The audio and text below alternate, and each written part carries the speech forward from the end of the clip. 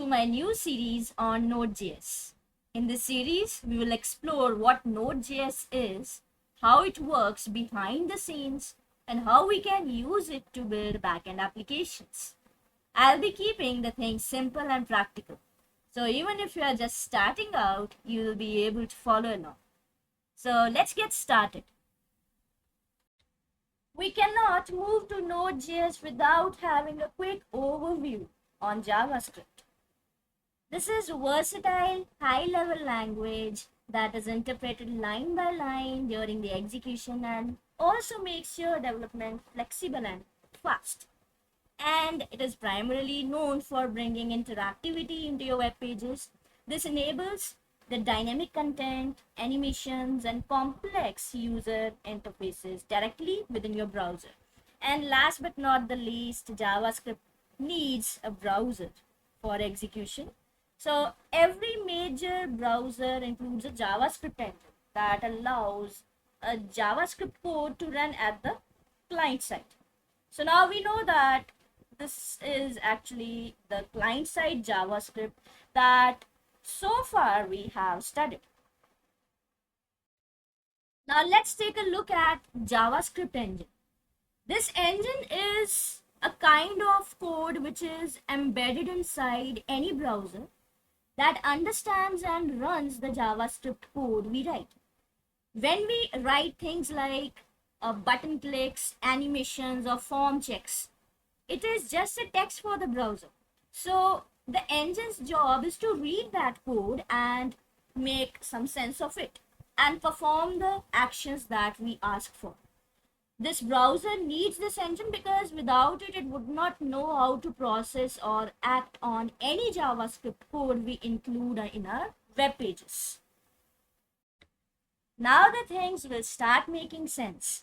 If a browser needs a JavaScript engine to read certain instructions and perform the tasks accordingly, then obviously Node.js also needs a JavaScript engine. Node.js was developed by Ryan Dahl in 2009 in order to provide an easy way to build scalable network applications. It's not a framework or a software or a library, but just a runtime environment that allows JavaScript to be executed not on the browser, but outside the web browser. And Node.js revolutionized the web development by enabling the developers to use JavaScript for server-side programming as well. Means for full stack web development with just a single language. And Node.js leverages Google Chrome's V8 JavaScript engine. Already explained that Node.js also needs an engine, and the name of that engine is V8. So it's actually known for its high performance and speed in compiling and executing the JavaScript code. Just think about a very simple example like this. Let's say I don't want to execute this code on the browser, although our browsers also have the console, but I just want to execute on my machine. I don't want to go to the browser. So Node.js allows you to run your JavaScript code directly on your machine, just like any other programming language. Then in that case, browser is not required because that is only for interactivity, but not for any backend processing. Let's quickly relate the things. You have Google Chrome that uses the V8 engine to execute your JavaScript within the browser. And this is the one that is responsible for making your pages interactive. Now we also talked about V8 engine, which is an open source JavaScript engine developed by Google, and it's written in C++. It compiles your JavaScript into machine code for fast execution. And Node.js incorporates this V8 engine to execute the JavaScript server side, allowing for high performance and scalable applications outside your browser. So we have been again talking about that Node.js is used to execute a JavaScript code outside the server. But why it is needed? So that we can build things like servers, APIs, backend logic, like the things that don't need a web page or user interface. While browsers handle what users see and interact with, your backend handles the things like storing data, processing forms, or talking to databases. For that, we need JavaScript to some way work outside the browser.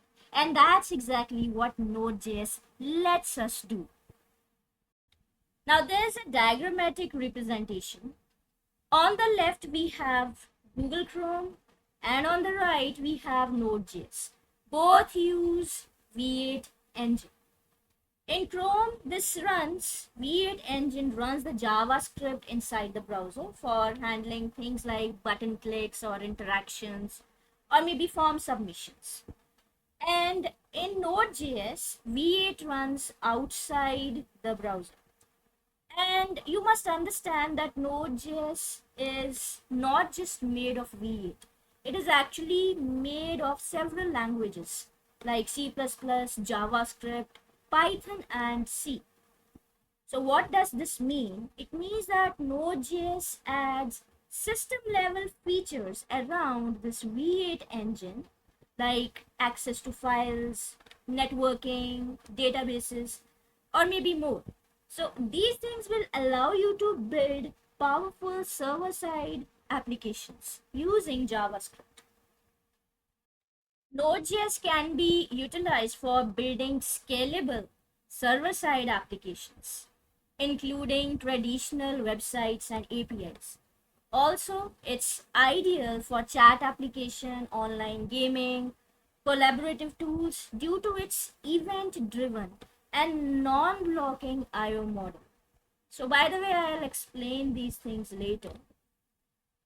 Then REST APIs for creating powerful and efficient RESTful APIs so that we can serve data to various clients, including mobile and single page applications.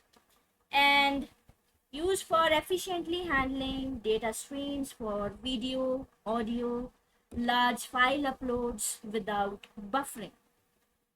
We also have microservices because its lightweight nature makes it an excellent choice for building small, independent services in a microservices architecture. There are certain key features of Node.js. First one is asynchronous and non-blocking. Node.js doesn't wait for one task to finish before starting the next. It handles multiple tasks at once, especially things like reading files or talking to the database. This makes it very fast and efficient. And it is fast because of the V8 engine. Node.js runs JavaScript super quickly by converting this into machine level code. And also, it is single threaded. Node.js works on a single thread, but don't worry, it can still handle many users at once using something called the event rule. I'll be explaining that event rule later. Now, this smartly manages all the incoming requests. It is also event driven. So everything in Node.js works around events. When something happens, like a user clicks a button or a file finishes loading or any such kind of thing happens, Node.js listens and reacts using functions called as callbacks. Then you have highly scalable because of its non-blocking and event-driven nature. Node.js can easily handle thousands of users at the same time, making it great for real-time applications. And instead of waiting to collect all data and then process it, Node.js handles the data in small chunks. So this is perfect for things like video streaming or let's say large file transfers. Let's see how Node.js actually works. When you run a Node.js application, it starts by using the V8 engine. And that's the part that reads and runs your JavaScript code. Next, Node.js has a special layer called bindings that connect this engine to something called libv. Libv is like a bridge between your JavaScript code and the system's low level tasks. Like it could be reading files or handling any network request. Now, inside the libv, there's an event loop. Now, this event loop works on single thread. Just think of this as a manager that keeps checking for the tasks to do and make sure that those tasks get processed without blocking the main thread. Now, if a task is heavy and might block the things, like it could be some complex calculation or fetching data from the database, it sends that to a separate pool of worker threads so that your main thread can keep running smoothly. And at the same time, other kinds of operations which are non-blocking, they can be handled in a non-blocking way, so Node.js can manage many requests efficiently and quickly.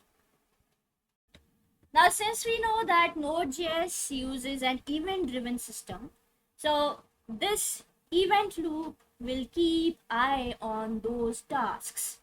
So when one of these tasks finishes, the event loop tells the application by triggering a callback or sending an event. So this way your application knows that it can move on or update itself, which keeps everything running smoothly and responsive without waiting around. Now, last but not the least, what are the companies that use Node.js? So we have a list over here: Netflix, PayPal, LinkedIn, Yahoo, Mozilla, Uber, eBay, and Walmart. I hope you're clear with everything we covered today. If you found this video useful, please like, share, and subscribe to stay updated with the rest of the Node.js series. See you in the next video.